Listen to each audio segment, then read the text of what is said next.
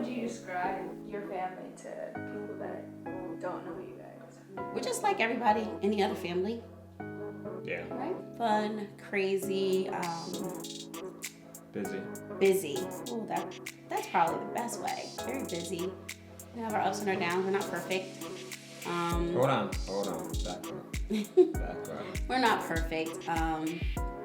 But yeah. Yeah, somebody's tripping. We're a good family.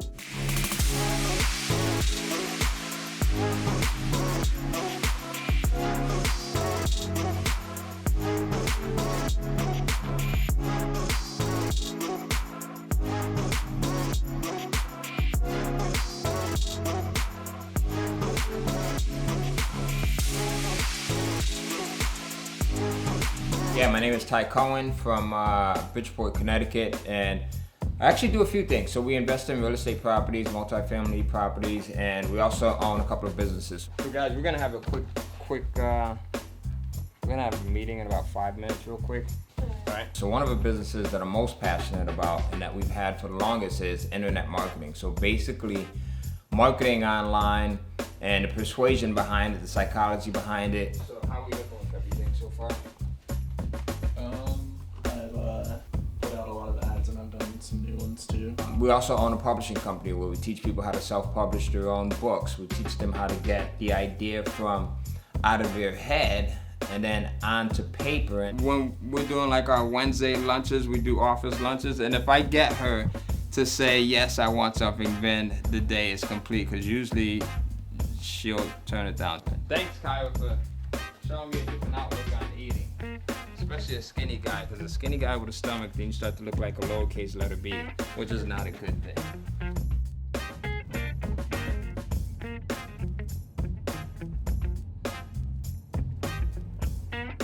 My name is Cohen. I grew up in a city called Bridgeport, and we currently live in Raleigh, North Carolina. And I'm a mother of 4, a wife, and yeah, among many other things.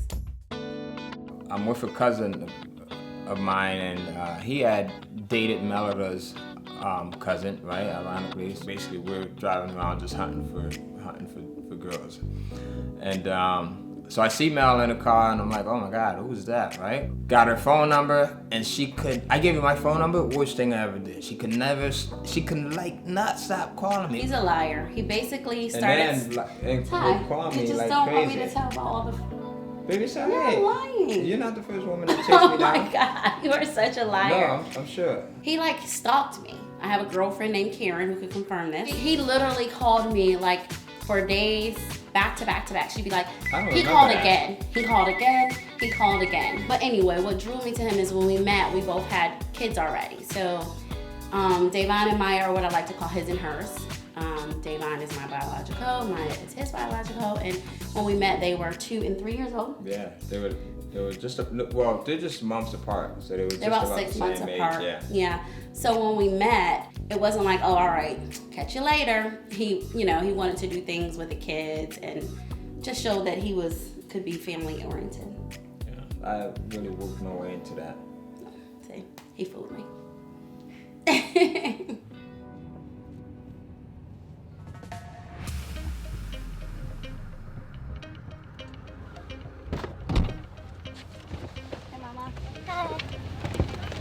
How was your day? Good. My name is Summer Cohen. I'm 11 years old. I'm in 6th grade. I go to Wake Young Women's Leadership Academy. Today I had science and we took a pop quiz on the layers of soil. And I do competitive dancing, and my favorite style of dance is hip hop.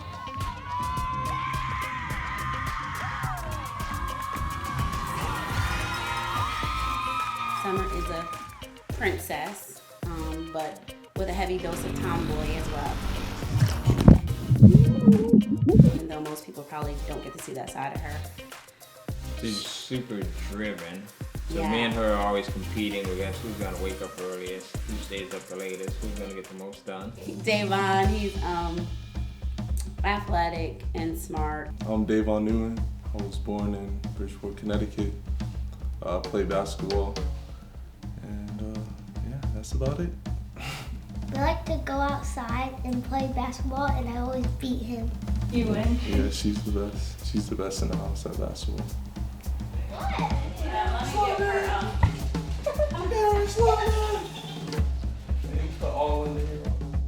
Try some edamame. Yes, it's just like green beans.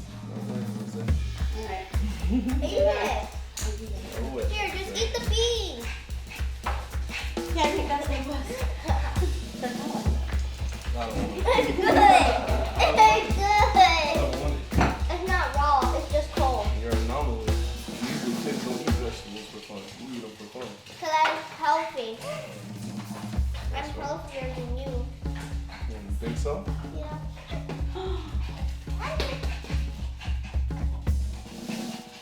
Maya loves hair, nails, and lashes, and looking pretty, and I'm the oldest of all of us. I do have a daughter. She's one. Her name is Layla. There's one. My name is Tyler, and I'm the third oldest. Oh, give her a dog. Tyler. The boy dog. Tyler, that dog is supposed to be him. Tyler, you don't want to come over here next year, twin? How does having a granddaughter impact? Wait, first we're gonna not say granddaughter. We're gonna say glam daughter, daughter to the second, G baby. We're gonna keep granddaughter out of this because we don't look like grandparents. It had to knock us on and say, hey, guess what? Here you go.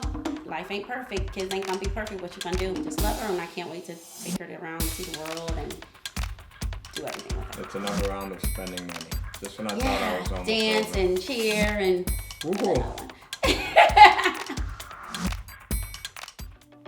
So I think that if you're starting a company, I think one of the best ways is to start with something that you're passionate about. And Tyler is someone who loves sneakers, right? So the company I'm running is called the sneakerhead.com, and we also run Facebook ads. The reason I built this company is because what my dad was talking about, every time I ask him for money, he's like, oh, so you should get your own job or make your own business so you can have money to go places. So then I made my own website so I could have money to go places. Maya loves hair, nails, and lashes, and looking pretty, and Like a diva, but in a good way. Cause she likes to get her nails done and her hair done. so her site basically focuses on selling things like that. I'm kind of a girly girl, you know. I'm not really into sports like the rest of them. Like, if you guys would see me, I change my hair a lot, probably every week. Let's say this is your site. What would you do? Which of these would you have in place? I would leave the spin the wheel because a lot of people like to spin the wheel thinking, okay, they're going to get a % off or They're gonna they win could- something, right? Right. Yeah, so people like freebies and things like that. So I like the scarcity in that. What kind of motivated you to start that business? So what motivated me is I don't like working for other people. You say you want, okay, my goal is to make this much money today. There's ways where you can make sure you hit that goal or even close to that goal. You just have to really put in the effort to get to it.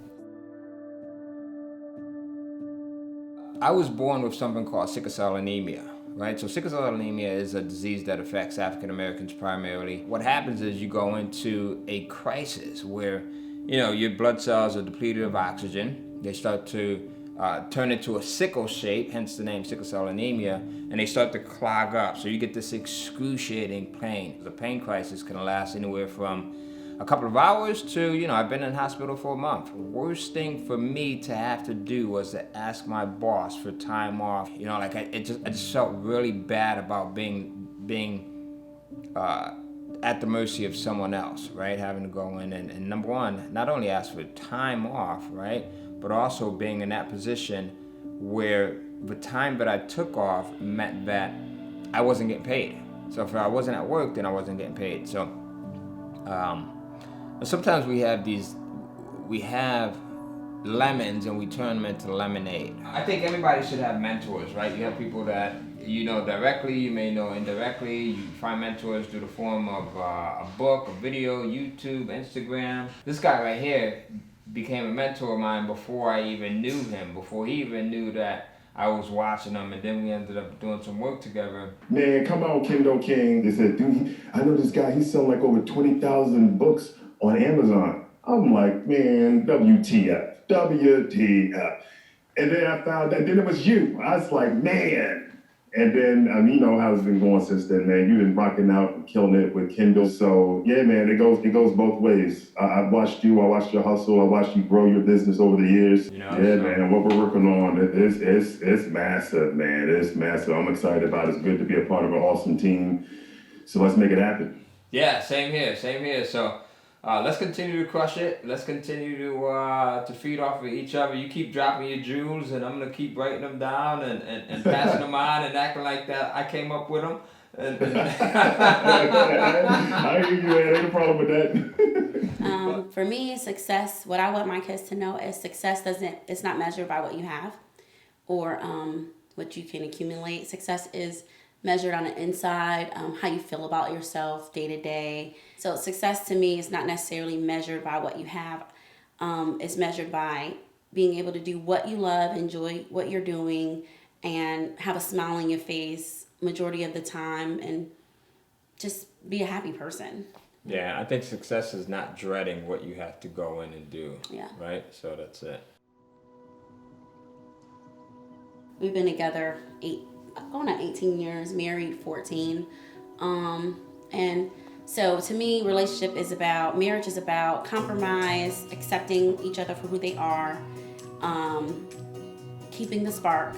Oh, so where are we supposed to be going tonight? Oh, we're gonna go to the Cowfish with Stephanie and. We're not going nobody that I don't like, are we?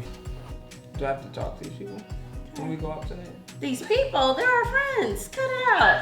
I'm You saying. don't even know who's going. Date nights and time alone and. Are you gonna drink tonight? Am I gonna have a drink? Yeah. I don't know why. Because I'm trying to figure out if I'm gonna get lucky or not. And listening more than talking. Yeah. Even though I do a lot of talking. And liking the things that your other partner has that you may not have. For example, I don't have a booty. Right? Really? So this baby is a mess. That's why I don't want to have no more, y'all. Rude. Now watch when she starts spilling stuff all over. Ah, shit! That's what you get. Yay! Let me see your paper Good towel. job. But I think some of the best marriages remove ego, right? So where the partners are able to learn how to remove ego. For me, that was very tough.